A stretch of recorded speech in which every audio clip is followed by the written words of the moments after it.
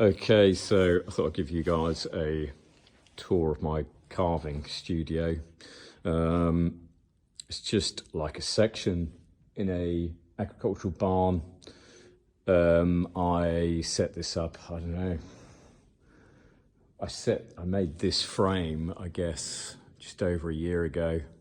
I welded it up, and then these legs come down into the ground. They're concreted in. I welded these bars on here. I literally put a pulley up on the ceiling and pulled it up, and it just flopped in the hole, and I concreted it in. And it's all for this winch, basically, so that I can pull stuff into the carving area. And generally I work from this bench most of the time. But I use this winch a lot. I guess it's kind of different to a lot of people do. They normally put stuff on a jack and move it up and down that way. I kind of work from the top and pick stuff up and down. Let's see if I've got it switched on. It works off of a remote. So like, there we go. So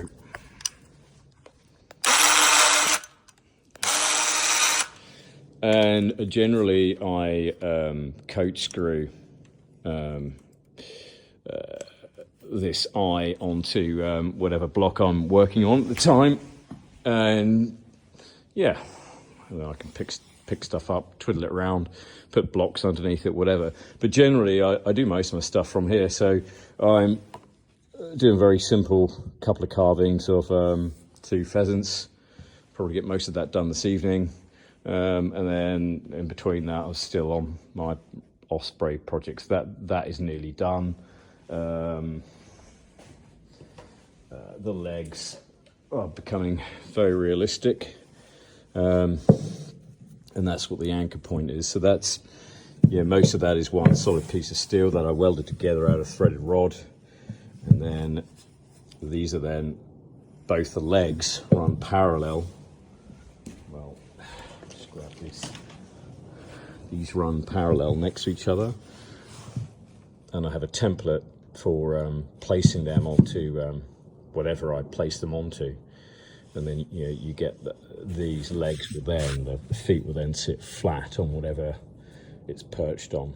Okay, so you can see that steel actually goes a long way inside the bodywork, so it's a very good solid fixing. It's just glued in with epoxy. And these will be similar. These are actually just going to have 2 rods, and it's like the pheasant is going to be perched on these fence posts. They didn't want anything too complicated, so it's going to be more of a silhouette and a nice attractive piece of wood. They didn't want any staining or not even any pyrography even. I still might put a few markings on there. I can't help myself. But yeah, and then I've got this fella here. He needs a bit more work doing on him yet. So yeah, that's what I'm up to tonight. A bit more of a tool. So this I call the bridge. So it kind of looks like a bridge, I guess. And I put most of my day-to-day tools on here. Some of my more favourable chisels and gouges that I use. And then over the other side is where I keep most of my electrical tools that I use. And then I pull this out.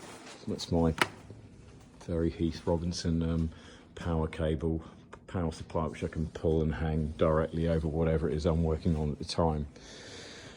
This bench is an old desk. I took the top off and bolted these chunks of oak on there. So as time goes by, I expect they're going to get nibbled at by the old chainsaw, and I can replace them as and when needed. Yeah, so that's my studio. And every now and again, once my head starts to hit the ceiling, I empty out sawdust, which is always a joyous job. Anyway, have a good evening, everyone.